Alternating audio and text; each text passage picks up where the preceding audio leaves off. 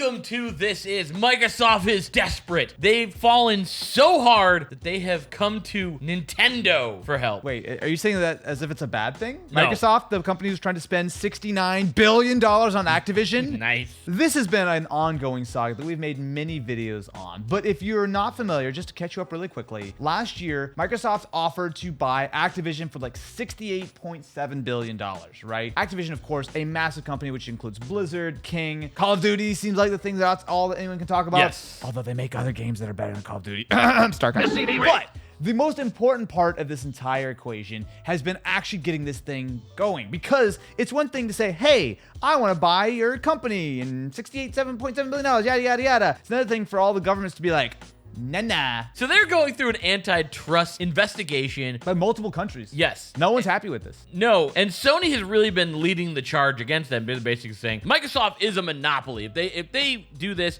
they will ruin gaming. Let's ignore the fact that Sony tried to make Call of Duty exclusive for a long time. For some context here, to better understand what we're really talking about, imagine that Linus Tech Tips tried to purchase Marquez, and we file a complaint saying, hey, if this happens, all of Tech YouTube will be monopolized by Canadians. No one wants that, right? We're trying to like stir things up as much as we can to keep this horrible fate from happening. That's a fair analogy. And I will say I am certainly not unbiased in this. I have met Phil Spencer on multiple occasions, a great dude to hang out with, and I think that has shown in a lot of the decisions he's made since he's taken over the Xbox, 8 years ago or whatever. Because let's not forget that the Xbox One last generation was dog since he took over.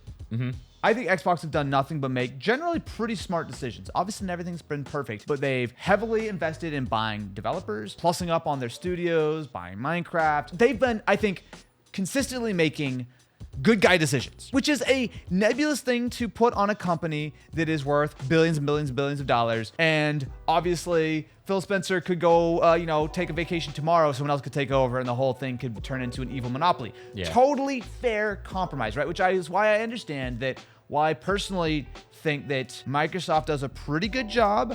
Too much power and too small of a hand is okay. So I didn't mean to say Microsoft has small hands. Okay. Boy, are you claiming that Philip Spencer has tiny hands? No. If you go to shake his hand, is it just a tiny little hand that you're shaking? No. Is that what you're trying to say? I'm not saying that. But I understand from both perspectives, right? Sony is right to be terrified. Like, they really are. Because if this happens, Microsoft are going to quickly gain an enormous amount of power.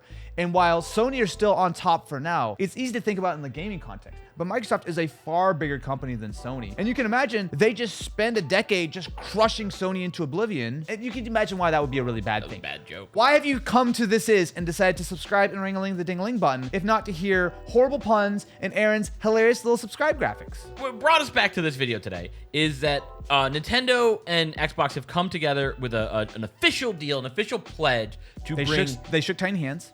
So I'm going to read this quote. So this is a statement from Brad Smith, who I believe is like the head legal person at Microsoft or whatever. We've now signed a binding 10-year contract to bring Xbox games to Nintendo gamers. This is just part of our commitment to bring Xbox games and Activision titles like Call of Duty to more players on more platforms. They've now negotiated and signed a 10-year binding legal agreement to bring Call of Duty to Nintendo players the same day as Xbox, with full feature and content parity. This whole thing is like, we're going to bring Xbox games to Nintendo. I think it's really just Call of Duty that they're talking about, mainly because they say it 19 times in that. It's one of those things. It's also like, if you look at like what the concurrent players on all the different versions of Call of Duty, it stacks up astronomically. But Fun game. Let's be real though. This is a play from Xbox to try and go back to the FCC and the EU and just like, look, see, we're playing nice with others. Nintendo thinks this is a great idea. Totally. Yeah. It is good for gamers because anytime you have more choice, that's good. Nintendo actually did have Call of Duty games for quite a while. I believe it was toward the end of the Wii, maybe it was Wii U, where they basically just stopped doing it, which is fair because the DS versions weren't very good, the Wii versions weren't very good. So what does Xbox on Nintendo look like? Because, all right, it's easy to say Switch. So what do you think Call of Duty looks like on Nintendo? Because they've signed a 10-year deal. I'm assuming 10 years. I feel like it's very easy to be like, oh, this is going to look like crap on the Switch. I think we just maybe like write off the Switch part of that. I feel like we're in the next year or two of getting a new Nintendo console. If you think about the way this is worded, right? It's a 10-year binding agreement. There's no way that can take place until Microsoft actually owns Activision, right? So you got to at least assume it's going to be another, 6 months to a year before this even begins. If I'm looking at like a timeline of this, 10 years from right now sounds pretty close to a life cycle for the next console of Nintendo. Switch 2 will have Call of Duty the entire time. So like, I feel like we need to kind of compartmentalize and say like, why are they gonna bring like Warzone or whatever to Switch? Probably it's gonna run like shit. Unless you like 360p on your Switch, that's not gonna be a good experience. But what I think is more exciting for this is if they bring the entire Xbox catalog to Nintendo. That you get Master Cheeks on Switch? You could theoretically get Master Cheeks on Switch. Bhutan, I'm trying to sneak into high charity, but I'm dummy thick. I feel like actually, like older Halo titles would be great to put on a Switch. They could bring their entire Xbox-owned line via Game Pass, via cloud gaming. You know that's what they would do. Like Microsoft might even have like Game Pass built for Switch, and they just like press the button and it goes live. Like I think that would be their day one to show that. And there's been rumors about that for years. Yeah. I don't think the Switch is really built for that. Like online is not a great experience on a Switch right now, and like I feel like Nintendo's entire online infrastructure would all have to be like almost revamped in order to do that. And it's got okay enough Wi-Fi that, I mean, you play at 720p at like 30 or 60. Like, it wouldn't be a great experience, mind. I mean, I don't think anyone can argue that if the end result of this is Game Pass comes to Switch, that's not a good thing, right? Like, that's a net win, which I think is part of the sort of the bargaining. Well, where people are scared about that is as soon as Game Pass comes to all these platforms, because let's talk about the Steam Deck too. Because the same offer was put to Valve, right? Yes. They said, hey, we'll guarantee you that we're going to give you Call of Duty for 10 years. And Gabe was like, no, it's okay. You guys have been really good to work with. You don't have to sign an agreement. We just trust you. He said two things, and one's really aggressive and one's really positive. One is like, no, PCs they're open, and that's like why people like them. But also, he said, well, Xbox is, if they said we're gonna take care of you, they've always taken care of us. Again, Phil has really sort of established a sort of good faith kind of relationship with a lot of people. I think Gabe saying that shows a lot. Right, and Gabe had said almost a year to the day from when this video goes live that they said, hey, we're open to bringing Game Pass into Steam in some way, shape, or form. So imagine Microsoft manages to get this on Nintendo and they manage to get this on Steam. They have a mobile platform then. They don't need to make an Xbox mobile because they got the Steam Deck or they got the Switch. And that's really terrifying for Sony. It is. Because imagine, you're literally the only platform that all of these amazing games can't be played on, right? Like, sure, Microsoft are going to be constantly trying to make more exclusives and stuff, and Sony are going to try to keep up. But you can understand, if you're sitting in Sony's shoes right now, that you are lobbying as hard as you can, making this seem like it is the end of the world, because it quite literally could be a huge downside for Sony. I could see Sony, if they lose this and Microsoft gets onto all these other platforms, in the not super distant future, Sony getting out of the console space, and they focus on the PC space. So I think what we're seeing here, there's so much to talk about, why I think we've made so many videos on this, right? So one element is obviously the software side of things, right? Like, none of these companies make money on hardware. Like, let's just be real. The hardware is just a vehicle to play games and to make subscription revenues and DLC, as well as just to purchase games, right? But on the flip side, I think one of the other things that is interesting is talking about the PC, right? Because it feels like the PC is like this sort of big magnetic force where everything keeps sort of swirling around, right? And I think it's been very clear to me that Sony, they see some storm clouds on the horizon. Not only have they brought out the Endzone brand, which while they're PlayStation-y looking, these are PC gaming accessories. On top of that, a ton of the PlayStation exclusive games that have been exclusive since the dawn of Master Cheeks have been coming to PC. And like you say, they're not making money on PS5s. The whole reason is we want to get you into the PlayStation Store and stuff like that. But if they are just absolutely wrecked with Microsoft like this, I could see them just saying, okay, we're going to focus on selling our games now. Are you trying to say that we could live in a democratic world where all of your games are available on all the platforms, and there's probably way less platforms because there's no point in developing 3 different consoles, and we just play on PC and live happily ever after?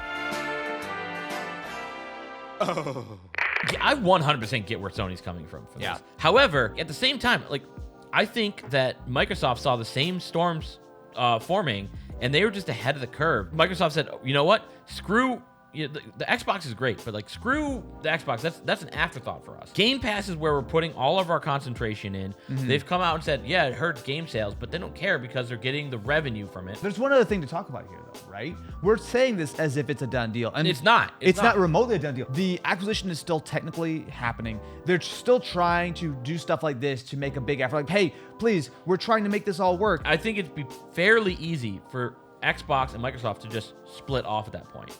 Whoa, what? If they come back and say Monopoly, They separate Xbox as like its own company. You think- Xbox becomes its own company, it would be challenging for them in the first few years, but they would have a great leg like moving forward. If it's we split off and Xbox becomes its own thing that owns Activision Blizzard, it owns and has Game Pass, and this is always a possibility when you're having an antitrust thing of like you actually get they might be forcibly broken up. forcibly broken up the same way Google and Alphabet was. But like also at the same time, think of it this way: if the FCC is going to veto anything that they are going to do, trying to grow in the Right. gaming space, what's the point of having Xbox to begin with then from Microsoft's standpoint? These conversations, they're so nuanced. They're so like every time you think like, oh, this makes sense, the more you sort of unpeel the onion, there's more and more layers of it. As someone who just has benefited greatly from Game Pass over the past couple of years, and someone who loves his Steam Deck, I would be the happiest gamer if I could get my Game Pass on my Steam Deck. You can actually do it already. You could get Game Pass running on Steam Deck now through xCloud. But like I'm talking about native support. Native, of course, yeah. All the benefits of Game Pass on a mobile device like that. That sounds great to me. But then you start to think of like, all right, when we talk about monopolies, what happens when then Microsoft says, you know what? Game Pass is no longer $15 a month. It's now $25 a month. They're going to because Netflix there's- it, right? They there's get no the critical competitive- mass, and then they just go boop, boop, boop, boop, boop, But like boop. this is where it's hard to like feel sorry for Sony. PS Now is garbage. Garbo. And like, Xbox has no games. Xbox has no games. That's why I go to PlayStation. PlayStation is only giving you the games that everyone already had. The big selling point for Game Pass is, okay, sure, new games on Xbox are going to be there day one. That's a selling point.